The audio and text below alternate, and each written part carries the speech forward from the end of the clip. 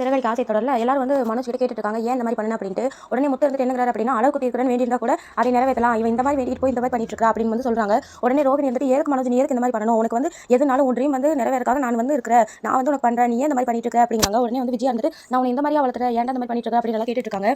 அதுக்கப்புறமா ரோகிணி வந்து மனோஜ் வீட்டுக்குள்ள கூட்டிட்டு போயிடுறாங்க. ரூம்குள்ள கூட்டிட்டு போயிட்டு என்னங்கிறாங்க அப்படின்னா, நீ எதுக்கு இந்த மாதிரி பண்ணிட்டு இருக்க, நான் உன்னை அப்படியே விட்டுருவேன் நினைச்சியா, நான் உன்னை அந்த மாதிரிலாம் விட மாட்டேன், நான் இருக்க மனோஜ், நீ எதுக்கு இந்த மாதிரிலாம் பண்ணிட்டு இருக்க, ரொம்ப கஷ்டமா இருக்கு அப்படிங்கிற மாதிரி சொல்லி ரொம்ப அழுகுறாங்க. உடனே மனோஜ் வந்துட்டு ரொம்ப ஃபீல் பண்ணிட்டு இருக்காரு. அதுக்கப்புறமா ரவி பார்க்க ஸ்ருதி வராங்க ஹோட்டலுக்கு. உடனே வந்து அவங்க ஃப்ரெண்டு வராங்க, ரவியோட ஃப்ரெண்டு. ரவிட்ட வந்து கேட்குறாங்க, எங்கே அவங்க அப்படின்னு. அந்த ஃப்ரெண்டு ரவியோட ஃப்ரெண்டு கிட்ட வந்து ஸ்ருதி பேசுறாங்க. உடனே வந்து அவர் என்னங்கிறாரு அப்படின்னா, இந்த மாதிரி எல்லாம் சாப்பிட்டு இருக்காங்க இருங்க அப்படிங்கிற மாதிரி சொல்றாரு. ஹோட்டலில் எல்லாம் சாப்பிட்டு இருப்பாங்க, ரவி எங்கே அப்படி அவர் பார்க்கணும் அப்படின்னு சொல்றாங்க. அதுக்கப்புறம் இருங்கட்டு போயிடறாரு. அதுக்கப்புறமா ரவி வராரு. ரவி வந்து ஸ்ருதி பார்த்தோன்னே எதுக்கு இவங்க வந்து பண்ணிட்டு யோசிச்சு வராரு. அதுக்கப்புறமா ஸ்ருதி வந்து ரவி சொல்றாங்க, எதுக்கு இங்கே வந்திருக்கிற, என்ன விஷயம், நீ வராம நான் வந்து எங்கள் வீட்டுக்கு போகவே மாட்டேன், நான் எங்கேயுமே போக மாட்டேன், வீட்டுக்கே போக மாட்டேன் அப்படின்னு சொல்றாங்க. உடனே ஸ்ருதி வந்து அமைதியாக கேட்டுட்டு இருக்காங்க. அதுக்கப்புறம் ரவி வந்துட்டு, நான் வந்து நீ வந்தால் தான் நான் எங்கள் வீட்டுக்கு போவேன், அது வரைக்கும் நான் எங்கேயும் போகவே மாட்டேன் அப்படின்னு சொல்றாங்க.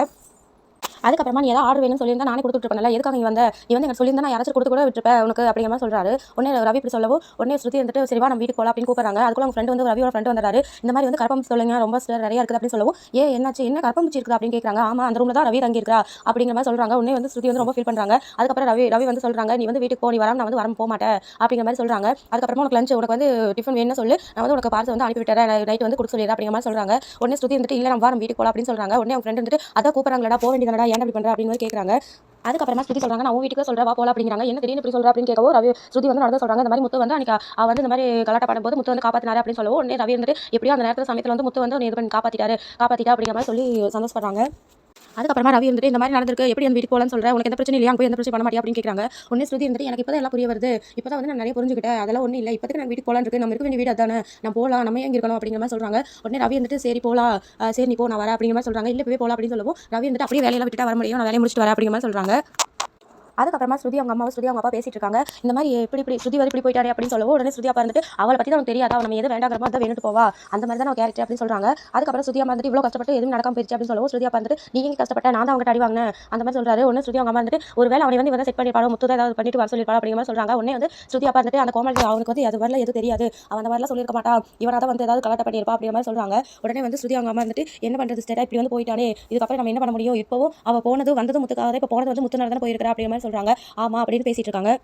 அதுக்கப்புறமா ரவி ஸ்ருதி வீட்டுக்கு வராங்க. வீட்டுக்கு வந்தோடனே அண்ணாமலைக்கு வந்து ரொம்ப சந்தோஷமா இருந்து விஜயா வந்து கூப்பிட்டே இருக்காங்க. அப்புறம் விஜயா வந்து பார்த்தோன்னே, விஜயாவை வாங்க இவ்வளோ நாள் இப்படி தான் விட்டுட்டு இருந்தீங்க, என்னை பார்க்காம இருக்க முடியாம வந்துட்டீங்களா அப்படின்னு சொல்லி ரொம்ப சந்தோஷமா உள்ள வந்து கூப்பிடுறாங்க. அப்புறம் மனோஜ், முத்து, மீனா எல்லாரும் வந்து எல்லாத்தையும் ஸ்ருதியும் ரவி வந்து பார்க்குறாங்க. அதுக்கப்புறமா வந்து ரோகிணி வந்து வராங்க. என்ன இவங்க திடீர்னு இப்படி வந்துட்டாங்களே அப்படின்னு ரொம்ப பயப்படுறாங்க. இவங்க வந்து வந்தனால இப்போ வந்து அடுத்து நம்ம விஷயத்தை பற்றி பேசுவாங்க, என்ன பண்ணுறது அப்படின்ட்டு ரொம்ப வந்து ஆச்சரியமா பார்த்துட்டு இருக்காங்க. அதுக்கப்புறமா மனோஜ் வந்து ரவி என்ன சொல்றா அப்படின்னா, நீ வந்து ஹோட்டலில் தங்கியிருக்கிறேன்னு முத்து சொன்னா, ஏன்டா அப்படிலாம் பண்ணிட்டு இருக்க, ஏன்டா அப்படி பண்ண அப்படிங்கிற மாதிரிலாம் கேட்டுட்டு இருக்காங்க. அதுக்கப்புறமா வந்து ரோகிணி வந்து ரொம்பவே ஷாக்கா என்ன பேசுறதுன்னு தெரியாம முடிச்சிட்டு இருக்காங்க. அதுக்கப்புறமா வந்து விஜய் வந்து என்னங்கிறாங்க அப்படின்னா, இந்த மாதிரி வந்து பெத்தல் விட்டு எப்படி எவ்வளோ நாள் தனியாக இருக்க முடியும், கண்டிப்பாக வந்து எனக்கு தெரியும் அப்படிங்கிற மாதிரி சொல்லிட்டு இருக்காங்க. அதுக்கு இடையில வந்து ரோகிணி வந்து என்னங்கிறாங்க அப்படின்னா, நீங்கள் வருவீங்க நான் எக்ஸ்பெக்ட் பண்ணவே இல்லை, இப்படி திடீர்னு வந்துட்டீங்க, இந்த மாதிரி நடந்ததுனால வந்து பழைய விஷயத்தில் கிளறாங்க, இந்த மாதிரி நடந்ததால நீ வரமாட்டேன்னு நினச்சி அந்த மாதிரி சொல்றாங்க. உடனே அண்ணாமலைக்கு எல்லாரும் ஃபீல் ஆயிடுறாங்க. அதுக்கப்புறம் அண்ணாமலை வந்துட்டு, எனக்குமே அதில் வந்து கொஞ்சம் இதுதான் வருத்தம் தான் அப்படின்னு சொல்றாங்க ஸ்ருதிட்ட. உடனே ஸ்ருதி இருந்துட்டு, அங்கிள் அதெல்லாம் எதுவும் இல்லை அப்படிங்கிற மாதிரி சொல்லிட்டு ஸ்ருதி வந்துட்டு, அதெல்லாம் விடுங்க அங்கிள், அதெல்லாம் நான் மறந்துட்டேன் அப்படின்னு சொல்லிட்டு, இந்த அங்கிள் நம்ம வந்து ஃப்ரெஷ்ஷாக வந்து ஸ்டார்ட் பண்ணலாம் அப்படிங்கிற மாதிரி சொல்லிட்டு பார்சல் வந்து கையில் தராங்க. அதை வந்து பிரிச்சு பார்க்க கேக் இருக்குது. எதுக்கு கேக்கு, யாருக்கு இன்னைக்கு பர்த்டே அப்படின்னு கேட்கும். ரவிக்கு ஸ்ருதிக்கு உங்களுக்கு பர்த்டே அப்படின்னு கேட்குறாங்க. அப்புறம் யாருக்கு பர்த்டே இல்லை, பர்த்டே வந்தால் வந்து கொண்டாடணுமா, இப்போ நம்ம சந்தோஷமா இருந்தாலும் வந்து கேக் வெட்டலாம் அப்படின்னு சொல்லிட்டு கேக் வெட்டுறாங்க. அதுக்கப்புறமா வந்து மறுபடியும் ரோகிணி வந்துட்டு, நான் வந்து இதை எதிர்பார்க்கவே இல்லை, எப்படி அதுக்குள்ள மறந்தீங்க அப்படின்னு மறுபடியும் ஆரம்பிக்கிறாங்க. உடனே வந்து அண்ணாமலை வந்துட்டு, என்ன பண்ணுற அப்படியே வந்து யோசிக்கிறாங்க. அதுக்கப்புறமா ஸ்ருதி வந்துட்டு, பழசெல்லாம் நம்ம மறந்துடலாம், பாசிட்டிவாக வந்து நினைச்சிருவோம், வந்து மறந்துட்டு இப்போ வந்து நம்ம வேற அடுத்த வந்து லைஃப் வந்து நல்லபடியாக பண்ணுவோம் அப்படிங்கிற மாதிரி ஸ்ருதி வந்து ரொம்ப பாசிட்டிவாக பேசுறாங்க. உடனே அண்ணாமலை வந்துட்டு, ஆமாமா அப்படிங்கிற மாதிரி சொல்லி ரொம்ப சந்தோஷப்படுறாங்க. அதுக்கப்புறமா ஸ்ருதி வந்து கேட்க வெட்டாங்க. கேட்க வெட்டுக்கு அப்புறம் எல்லாத்தையும் ஹஸ்பண்ட் கூட்டி விடணும்னு சொல்றாங்க. எல்லாத்தையும் கூட்டி விட்டுருக்காங்க. அதே மாதிரி விஜயா கிட்டே கொடுத்து அண்ணாமலை கூட்ட சொல்றாங்க. அப்புறம் எல்லாரும் வந்து ஊட்டி விட்டுட்டு சந்தோஷமா இருக்காங்க. ஆனால் வந்து ரோகிணிக்கு மட்டும், என்னடா இவங்க வந்துட்டாங்களே அப்படின்னு ரொம்பவே ஷாக்கிங்காக இருக்கு. கேக்கெல்லாம் சாப்பிட்டு முடிச்சதுக்கு அப்புறமா ஸ்ருதி என்ன சொல்றாங்கன்னா, நீ நைட் வந்து ரெஸ்டாரண்ட்ல வந்து புக் பண்ணிக்கலாம் அப்படிங்கிறாங்க. உடனே ரவி வந்துட்டு, ஏன் எங்க ரெஸ்டாரண்ட் வேணாம் அப்படிங்க, இன்னைக்காவது ஒரு நல்ல ஹோட்டல் சாப்பிடுவோம் அப்படின்னு சொல்றாங்க. அதுக்கப்புறமா எல்லாரும் வந்து ரவி வந்து மேலே மாடியில் நின்றுட்டு இனிமேல் யோசிச்சுட்டு இருக்காரு. உடனே மனோஜ் வராரு.